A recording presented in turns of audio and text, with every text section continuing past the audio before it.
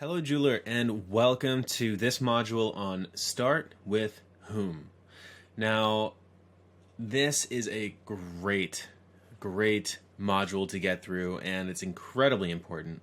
But this is a part of the tactics. So we're doing a deep dive now.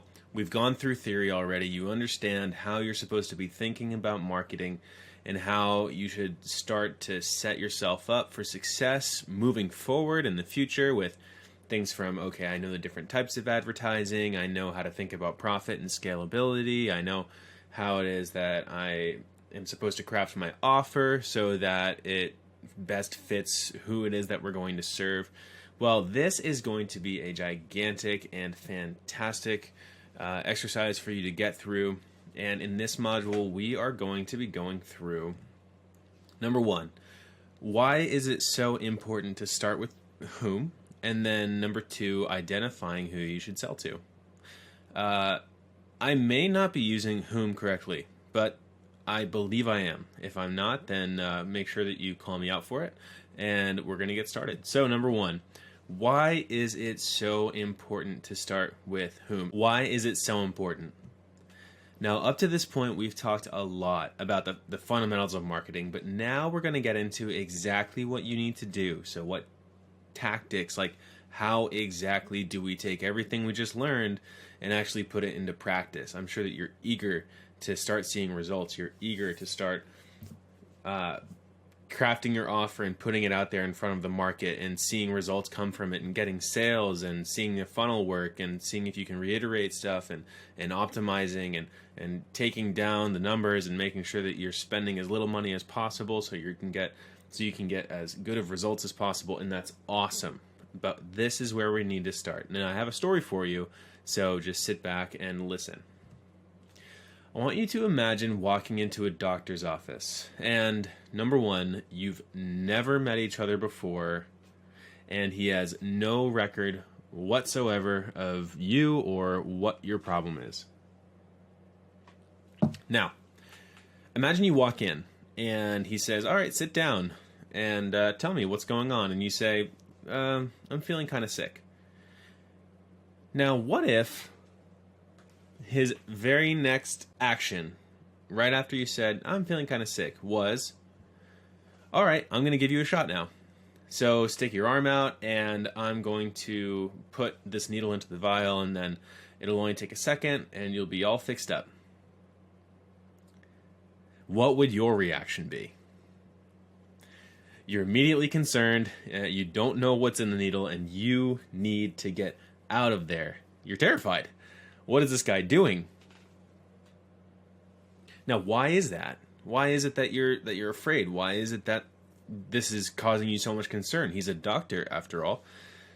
You did go in and you were sick, so why wouldn't you accept his prognosis? Or diagnosis? Why wouldn't you accept what it is that he's trying to give you? Here's why. The doctor did not accurately diagnose the problem before prescribing you the medication. Right? All you said was, I'm feeling kind of sick. It could be so many things. And he didn't do anything else except for reach for a solution and try and give it to you. Right? A good doctor will ask, and I've actually asked a couple of my friends, and they've told me a good doctor will ask upwards of 30 questions before giving any sort of diagnosis. Even my wife is a nurse too, and she's constantly asking questions, and they're trained to always be asking more and more and more questions. And if you've ever been in a situation where you feel like someone has diagnosed you improperly because they weren't taking the time to really get to know your problem, then you know that frustration and how difficult it can be to work with someone like that who just won't really truly try and get to know what's going on. A good doctor will ask a lot of questions. A bad doctor doesn't ask questions and assumes that he or she knows the right solution. A good jeweler will ask upwards of 30 questions before giving any sort of diagnosis.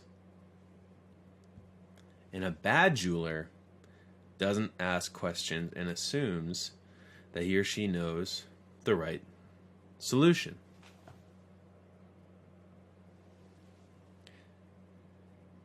So you are the doctor.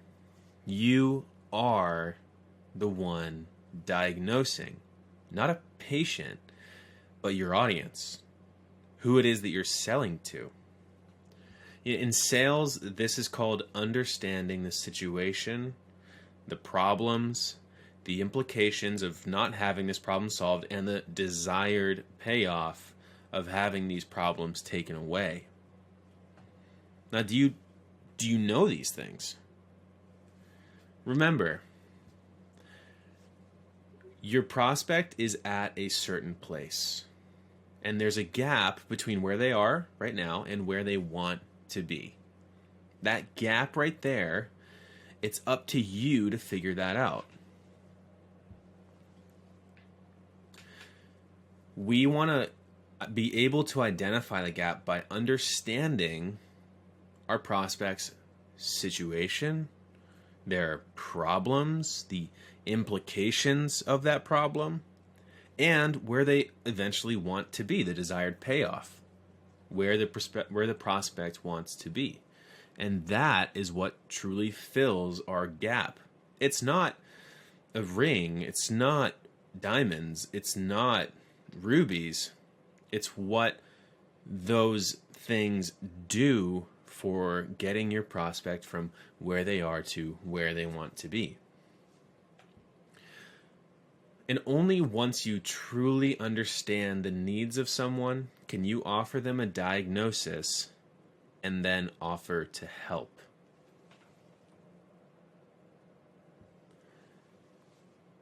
And you should know your ideal client, which means their situations, needs, desires, their ability to get there so well that you're able to write a page in their diary. And do you know your clients that well? Are you able to walk through a day in their life? Have you ever walked in their shoes in your mind? Do you know what they're going through when they come and see you, or when they decide they want to do business with you? Do you know why that is exactly? Why is it so important to understand your audience? I have one more story for you right here. This is an awesome story. I thought it was a great story. This guy is Jordan Belfort. He's better known as the Wolf of Wall Street. There was an entire movie made about him by Leonardo DiCaprio playing this guy because he made a lot of money through giving people false information so that they would invest in stocks that he said were going to go really well so that he could make a commission off of their money. And he was making something like $50 million a year when he was at the height of this. And eventually he got caught. He was sent to prison for 10 years. And during that time, he gave up on that kind of stuff. Well, what he does now is he actually teaches people how to sell. He teaches people sales. And so he has seminars and he has books and he has all kinds of stuff out there to teach you how to sell. And he teaches you what it was that he did to get people to buy these bad stocks. But he takes away anything unethical and he teaches you how to do it ethically. And one story from when he did this, and when he did this even before, when he was teaching his small little cohort in his company, when he was trying to teach them how to sell people stocks, he has this story.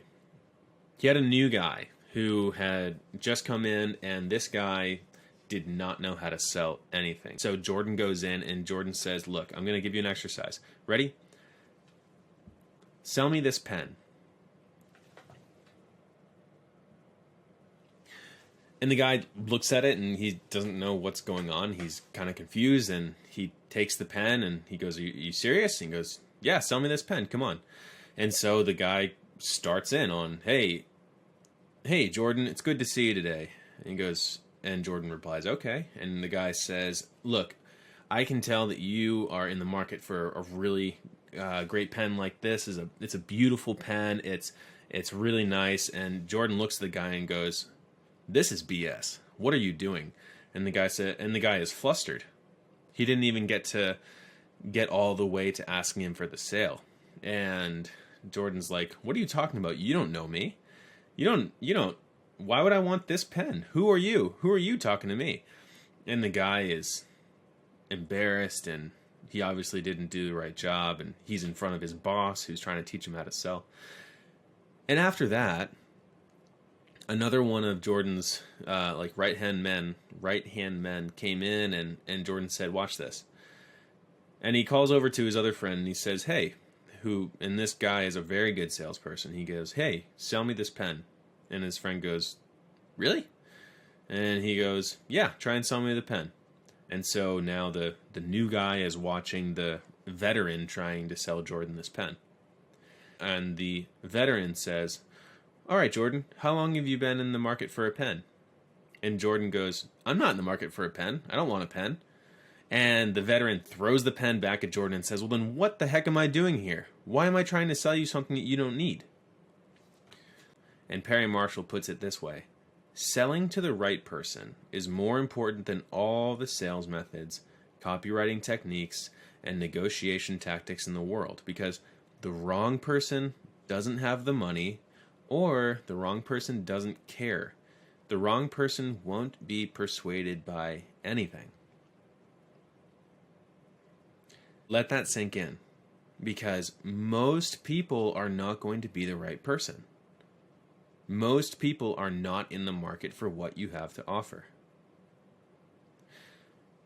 And you have to figure out who the right person is and how to sell to that person.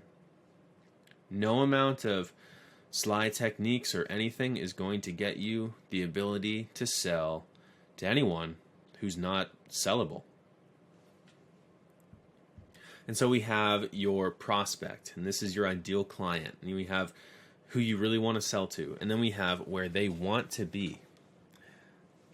Figuring out, number one, on the left, who your prospect is and what they truly want, and identifying that gap. Making sure you truly know what that gap is, what it's costing them to not have this problem solved. What are the implications of this? And where do they want to be? What is the future that they desire? If they could have this problem solved, how would it look? Understanding that is what gets you in the head of your prospective client. That's what helps you to be able to write a day in their diary. And we're going to go through some stuff that's going to help you to do that. So that's why it's so important. Now, number two, let's identify who you should sell to. So now we're going to go through something called the client avatar exercise. So this here is the client avatar exercise worksheet. And I am going to give this to you. It'll be yours to go through. And you'll be able to go step by step through this, answering the questions. And all you'll need to do is make a copy for yourself. And then you'll be able to write on this as well. Just going up to File, make a copy, and then you can bring it into your own Google Docs. But what is the client avatar worksheet? Now, I've gone through this with all my jewelers. I make sure that we talk about this kind of stuff, because if we don't, then everything that we do from that point on is going to be useless. So start here. What you're doing here is you are clearly defining your perfect customer here so that you can craft the most effective messaging throughout your entire marketing and selling process.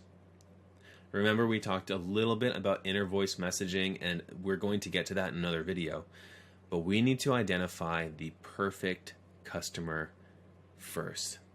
So step one, answer the questions below and define who your ideal customer is. And this is up to you. This is based on who it is that you've done the most work with, and if you've gone through the magnitude marketing before, then you've answered some questions about what direction you should be going in and who it is that you should be selling to and what offer you should be giving based off of past successes and things like that. So answer the questions below about your ideal customer, who you want to do business with. Ready?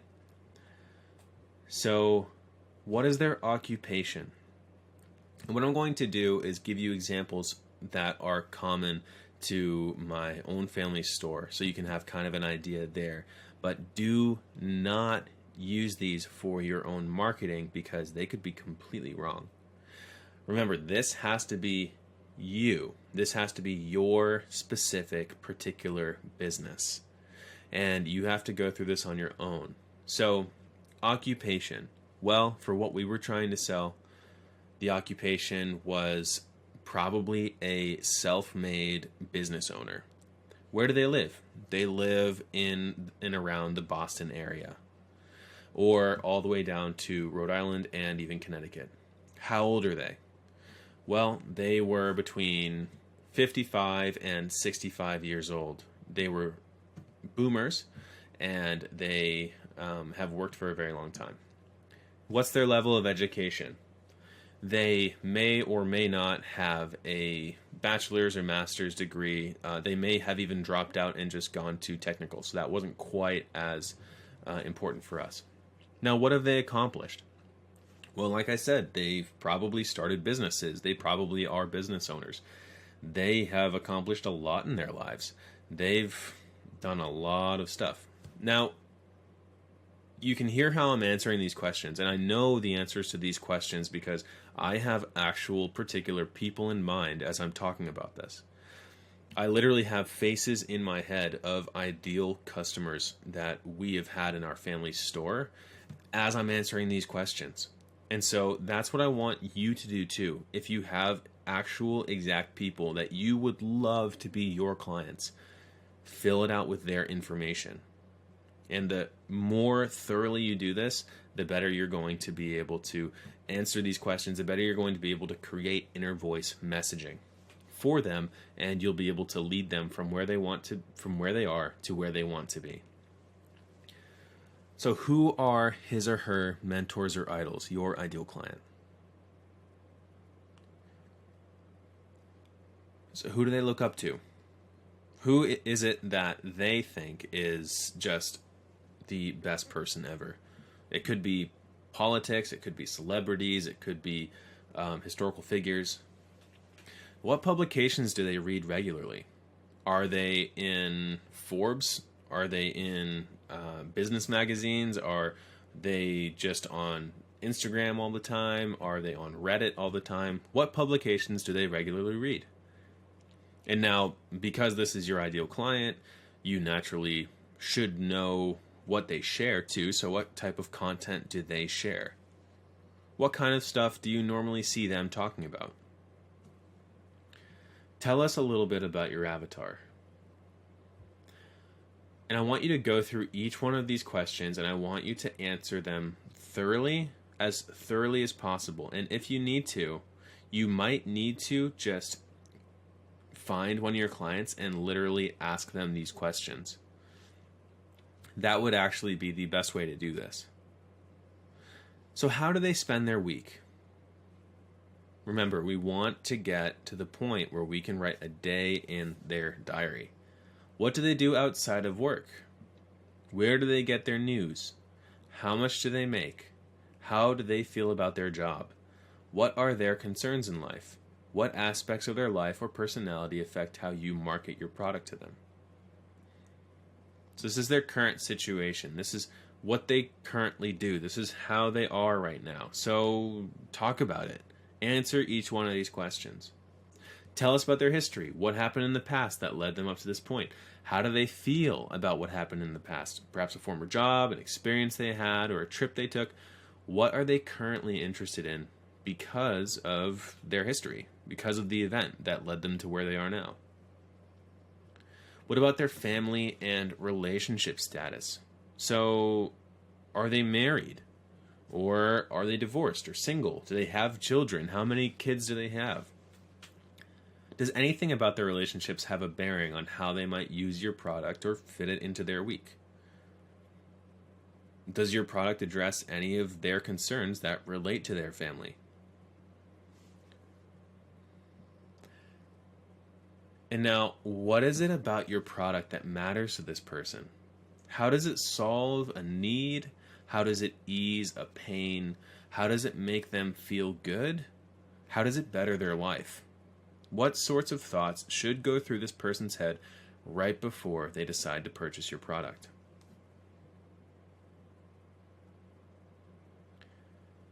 And what's the final straw that makes them pull the trigger?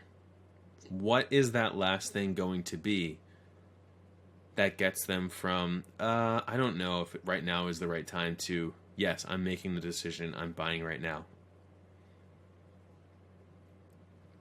Now, if there's anything missing in this, then by all means come and talk to me. But this exercise right here, it seems short.